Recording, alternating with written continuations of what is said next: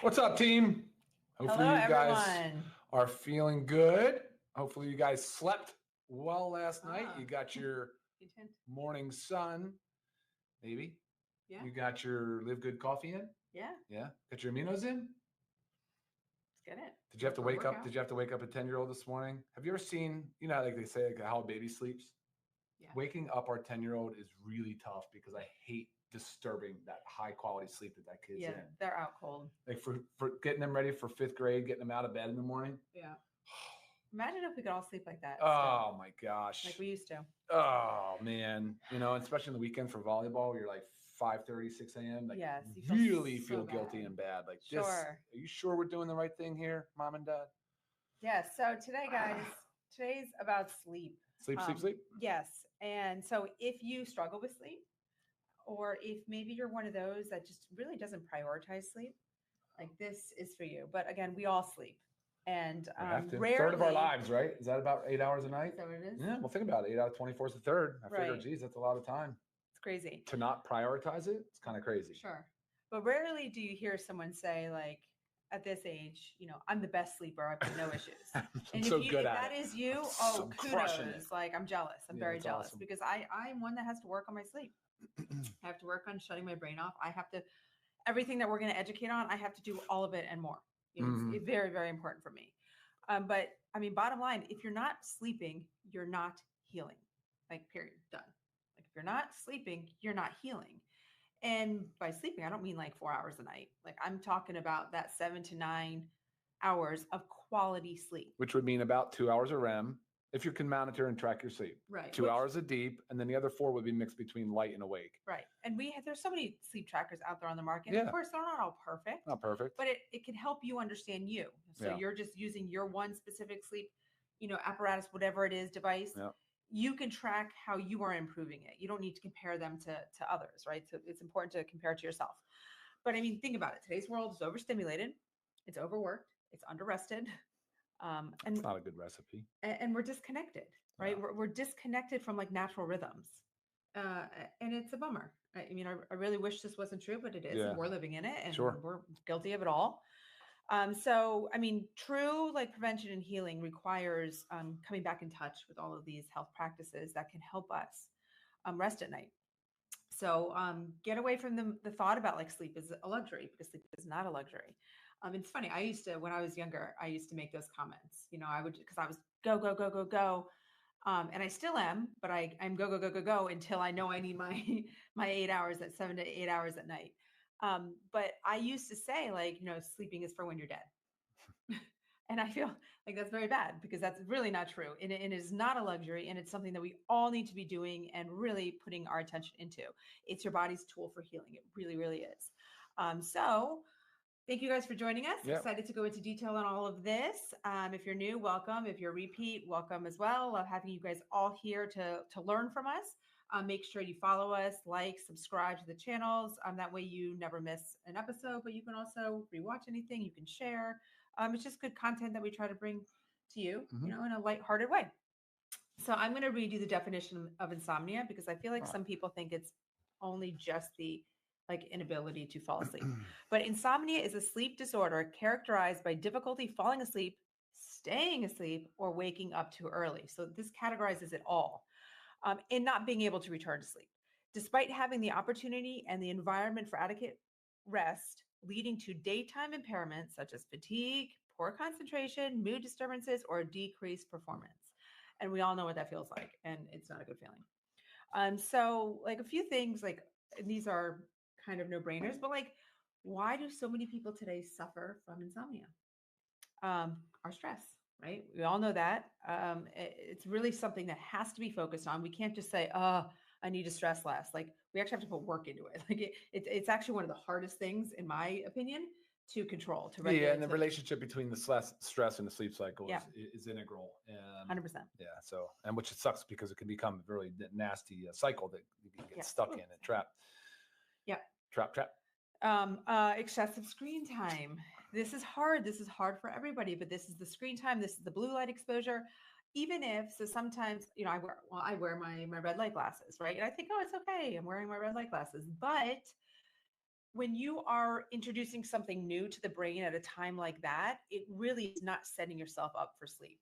So even if it's just scrolling social media, you're still something new is being presented to your brain. So a new topic, something that somebody did, whatever it is, it's something new for you to have thoughts about when you're going to bed. So it's really not just about blocking that blue light. It really is the screen. It really is information.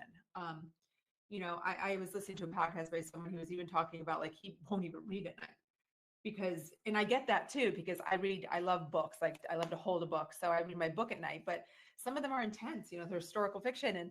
And I find myself like thinking about this as I'm trying to fall asleep and then have dreams all about it. So it's really just introducing information is tough. Irregular sleep patterns, which is difficult if you have a job that puts you into those irregular sleep patterns.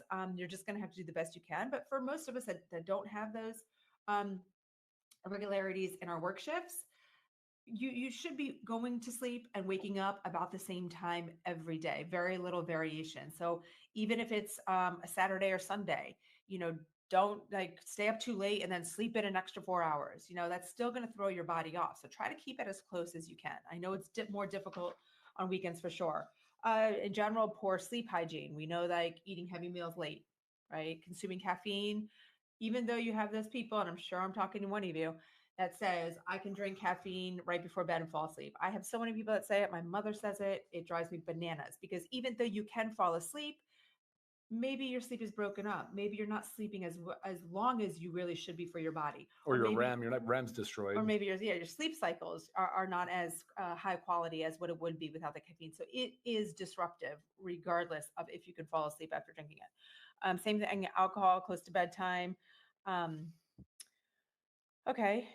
Simple. Well, we'll talk about that later, but okay. Then, mental health stuff, of course, like anxiety, depression, PTSD, that stuff can get in the way of us falling asleep. But I want you to think about this. Insomnia is both a symptom and a trigger for mental health, right? So it's a symptom. If you have some mental health disorder, you have trouble sleeping. But if you're not getting quality sleep, this could lead to some type of mental health disorder. So it goes both ways. Sedentary lifestyle, moving your body does help and set you up for sleep, good quality sleep at night. And unfortunately, like we have many sedentary jobs. So think about that standing desk, that walking desk, treadmill desk, or setting a timer to just stand up and move around every, was it 20 minutes? Every 20 minutes. Yeah. We know the overstimulation, we just talked about that. Our over-reliance on stimulants, same thing as that, coffee, energy drinks, soda, high sugar foods, same thing. I mean, it's a type of stimulant. We think like when you're tired and run down, your body actually goes for those higher sugar foods. Yeah. It gives you that quick energy spike, but not good. Obviously medical conditions and medications. Many of you are on medications, and medications have side effects of insomnia. And if you can take care of the whole body and help to reduce the medication use, you're reducing the potential side effect of that. Yeah. Meds, yes. Mm-hmm. And then in general, just a lack of awareness and education about how important, how critical sleep is for your health. So that's really what we want to get across today. Remember, like sleep isn't just rest. You're literally biological work going on. So many physiological things go on in your body to help repair, recover. So I kind of compiled top 10 reasons sleep is vital for your health. Okay. So the physical repair and healing. Whether it's muscle, cell regeneration, keeping your body strong, resilient to anything that comes its way, disease, sickness, whatever it is. Brain detoxification. Your brain actually clears toxins during sleep. This protects against cognitive decline, which is that glial lymphatic system though is where the brain has this tissue that at night and at rest, during rest, it does flush out. Yeah, it's taking out the garbage. Yeah, and it's real. It's a real thing. It's what the brain has to do in order to memorialize the events from the day. Right. So that's kind of how you create. I'm sure you have memory on there, but yeah, memory learning is the next one. Yeah, that's where your memory kind of bank comes from. Is hitting that save button for the day. It happens during sleep. Yes, 100%. Stronger immune system. I mean, it boosts our immune system. So if you're one of those that is chronically getting sick, I mean, why? Like it's, it's okay. We get sick every, here and there, but if it happens all the time, maybe you're not healing enough, maybe you're not resting enough. Helps balance hormones. So actually lack of sleep can cause hormone dysregulation. Yes. Especially certain things like stress hormones can really mess up your blood sugar. Yes. So all these things that's exactly right. Cortisol being the main stress hormone, but insulin being the peptide or the hormone that's involved in controlling blood sugar, all of them get out of whack. Right. And you want to talk about like other hormones, and with the aging process, talk about sex hormones, the testosterone, the estrogen, the progesterone, right. There's just so many things that go on. That cycle is very active while we're sleeping. And everybody just goes for that like straight fix. Oh, right. My testosterone is low. So therefore I must just need to supplement with testosterone. Yeah. Well, let's take steps back and let's take care of everything else first and see what happens. It's really important. This is your body works together as one, right? We are not how doctors were trained at the very beginning. They were trained in little, almost like your body was separate parts, right? You Silos. Have just your cardiologist, you have just your nephrologist, and each one had its own part, but we are a whole. Everything works together. So we need to always remember that. Sleep also has heart protection. It lowers blood pressure, regulates heart rate, reduces your risk of heart disease and stroke just by getting sleep. Guys, sleep is free. It's free. Takes some work sometimes, so it's free. Emotional stability. We know when we haven't slept. Gosh, you see it with your children. We know when our children have not slept. I think our 12-year-old was an emotional basket case on Saturday. Mm-hmm. She didn't get good quality sleep because she had to share a bed with her sister, and she wasn't happy about it. Are you still there? Yeah, I think so. Just blinked out. Yeah, it did black out. Healthy weight management controls your appetite, controls your metabolism, helps prevent cravings, reduce risk for chronic disease, and of course, longevity and vitality. Longevity and vitality, that is our goal, right? Our everyday goal. So leading into, we're eventually going to get to supplements. As you see, there's a lot here, and they're not all like sleep supplements, but we're going to go into this. I want to talk about certain nutrient deficiencies that contribute to insomnia. So again, this is taking steps back. You're having trouble sleeping, let's go back. And let's not just go forward by, I'm going to go to the doctor and get a prescription for Ambien or whatever it is. We're not band-aiding it, right? We're trying to fix what's going on. So first we have magnesium deficiency. Low magnesium levels can lead to anxiety, restless leg, frequent nighttime waking, difficulty falling asleep. Big time. That's the biggest, most common one, the magnesium deficiency for sure. Yeah. Especially when you look at drug-induced nutrient depletion. Magnesium is probably number one, right? The blood pressure meds, all these different meds. There's a lot of meds that cause magnesium deficiency. So, how it all ties together. Yeah, see how it all ties together. It's crazy. You go on one of these meds, doctor doesn't tell you you're going to need to supplement with magnesium. Next thing you know, you're feeling anxious, you're feeling restless, you're feeling all these different things, and then you're like, and then doctor, maybe you need another medication to help with that. And you're like, whoa, wait a minute. Your root cause was your magnesium issue. Right. So big time. See it all the time. That is like seriously probably one of the most clinically common issues I see, for sure. Yep. And then you have your vitamin D. Okay. So vitamin D is involved in the regulation of your circadian rhythm, your sleep-wake cycle, and supports melatonin production. And we all know melatonin because many people go straight to melatonin, which melatonin is great. Again, taking setbacks and really figure out what's going on. So a deficiency in vitamin D is disrupted sleep patterns, difficulty maintaining sleep. Yeah. Think about it. Vitamin D is manufactured by the body in response to sunlight, right? Mm-hmm. Well, when do you get sun? During the day. Mm-hmm. Yeah. It's setting up your body for the sleep-awake cycle. Yeah. It plays a pretty important role in that. Yeah. So the vitamin D. Yeah. And that's why also we recommend taking it, in the morning too, to help regulate the sleep-wake cycle. Mm-hmm. And then we have your B vitamins, specifically your B12 and your B9. Yeah. B9 is your folate. So these B vitamins play a role in sleep. Deficiencies lead to insomnia. So they actually work together. And they're water soluble and they're essential. So the body has to get them from food or supplement because you just don't manufacture them. So, there's a lot of demand in that category. So you need to be on top of your game there. I mean, like magnesium, though, if you exercise, right? If you have high stress, if you take certain medications, if you caffeine, certain alcohol, things like that can deplete the body of these vitamins and minerals. Sure. And, me personally, my doctor has me on a lot of B vitamins, and this is also when we were looking at it, it was to help sleep. But I'm a poor methylator. We have the gene variant. I have the gene variant, which is more and more and more common. Like, right. If you tested everybody, it'd be more common. Yes. Most people don't know if they have it or not. Exactly.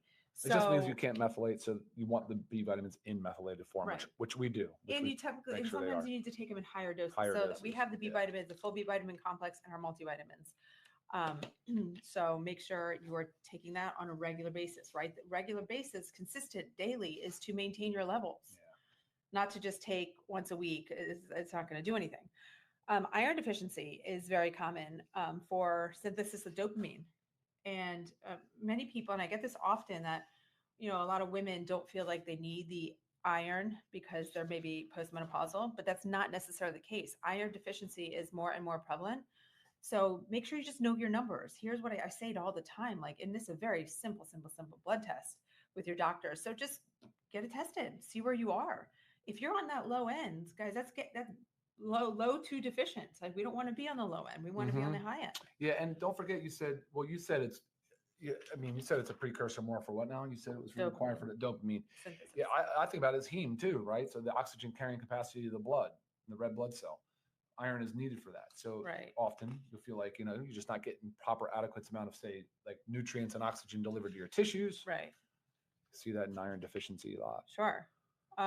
Zinc deficiency helps regulate neurotransmitters. We know GABA, melatonin, zinc helps regulate those. So zinc is also in the multivitamins. So this is another reason, just important to take your multivitamin. And then melatonin precursors like tryptophan. We know tryptophan from turkey. Oh, the turkey talk. Yeah. That whole thing. Yeah.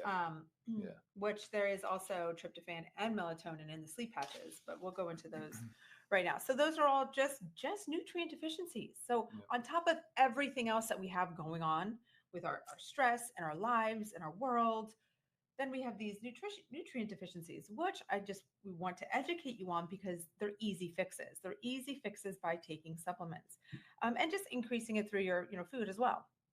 So let's go through our pile here of Live Good supplements to help support sleep. And this is not just a one thing to do. Like this, you stack these things. You find the stack that works best for you. But like regardless, we all need to be on our vitamin D, our multivitamin, magnesium. That's a given. But there's other things to stack in there to help your body. So first we have, this is magic to me, our CBN sleep gummies. CBN is like the sleep molecule.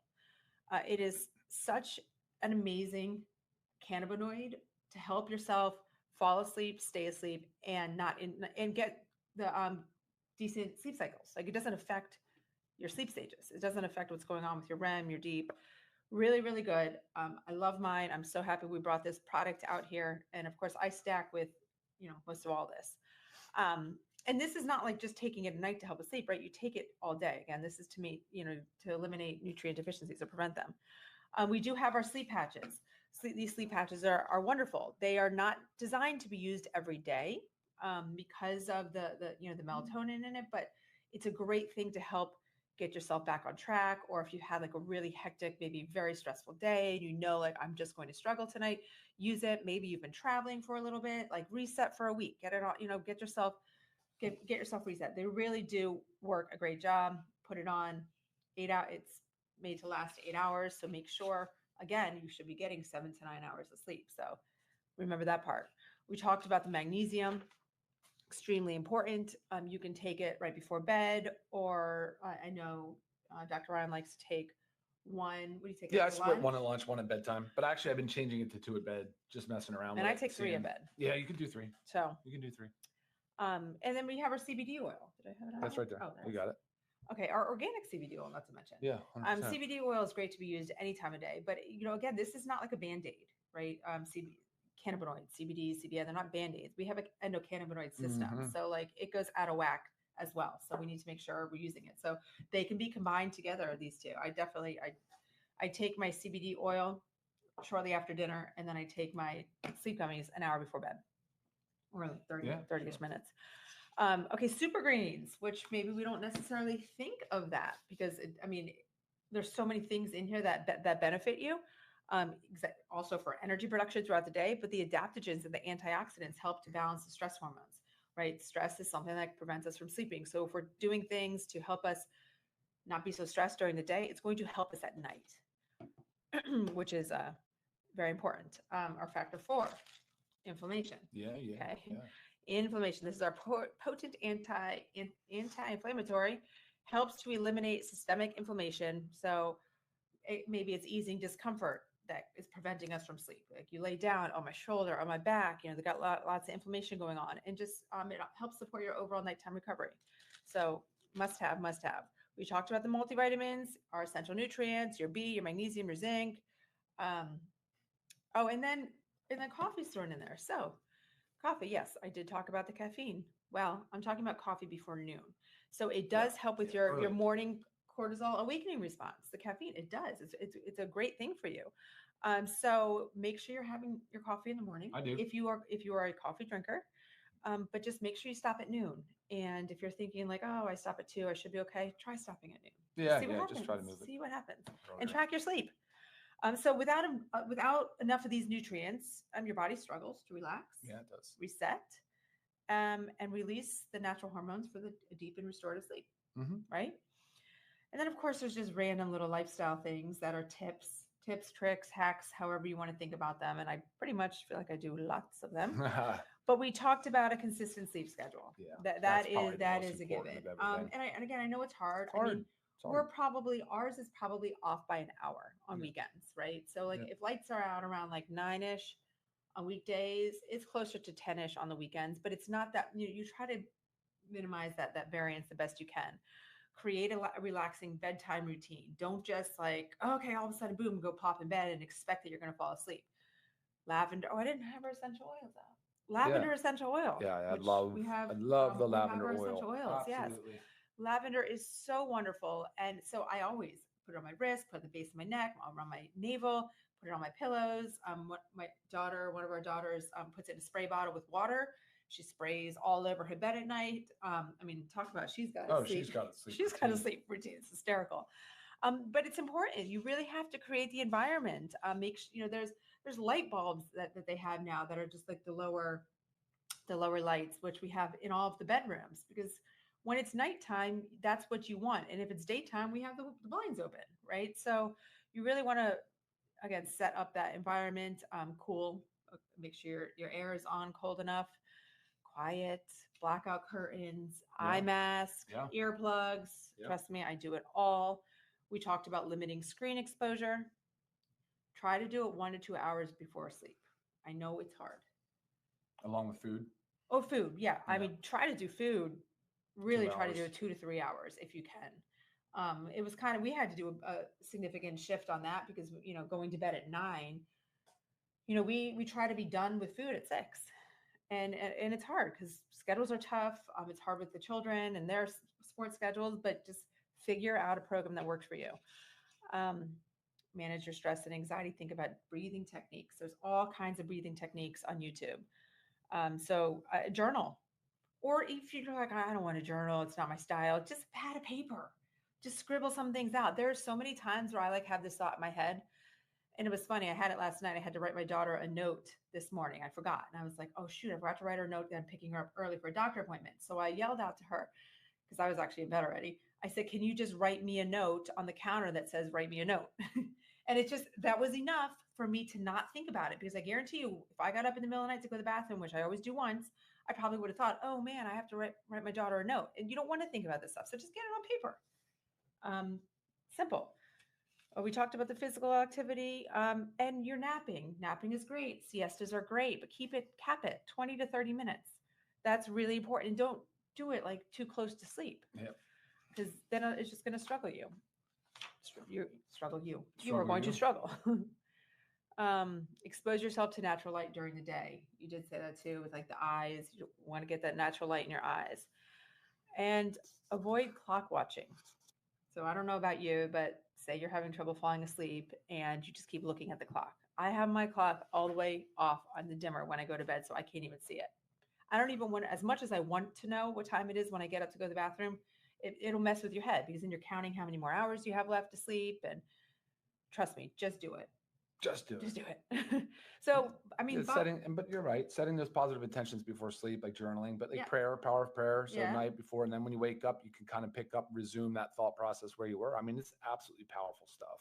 100%. But there's a piece you left out there, which is like physical, and I said this in the past, but anatomical. So if you have sleep apnea, or if you're suffering with like obesity or overweight, like, and you have sleep apnea secondary to that, or you have like deviated septums and different like collapsed nasal passages and things like that.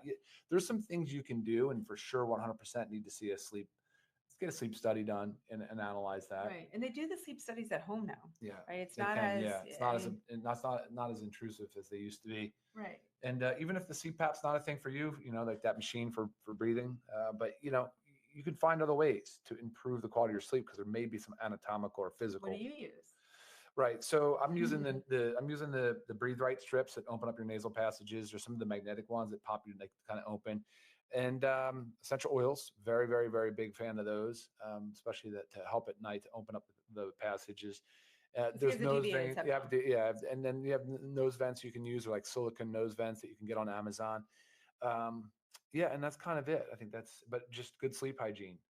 Just focus on that bedroom being dark and cold, and lack of blue light, and for a period of time, and you set the positive intentions, and there's a few things that we didn't say. Keep your pets out of the room. Yeah, things like that. Things that disturb your sleep. If say you have a significant other that is struggling to get their sleep on track, and maybe they're a big snorer. I always think about my parents, because I hear my mom complain about my dad, and I'm like, go tell him to sleep in another room. There's nothing wrong with a sleep divorce. I say that because sleep is so crucial for your health, that there's nothing wrong with a sleep divorce. Okay. You can be together up until it's time to close your eyes. But bottom line, prioritize your sleep, because optimal health starts when your eyes are closed. That's awesome. Right? Yeah. Good job. Any questions or just comments? No. It was just a lot of comments saying thanks. I agree. There's a lot of sleep comments coming in. No, awesome. We're all good, I think. Awesome, guys. So tonight, implement something. Okay. I know we said a lot, so it doesn't have to be all of it. Baby steps, that's all it takes. And eventually you'll be sleeping like a baby. Love it. Okay. Bye, guys. Thanks Take for care, joining. guys. See you next time. Bye. Bye.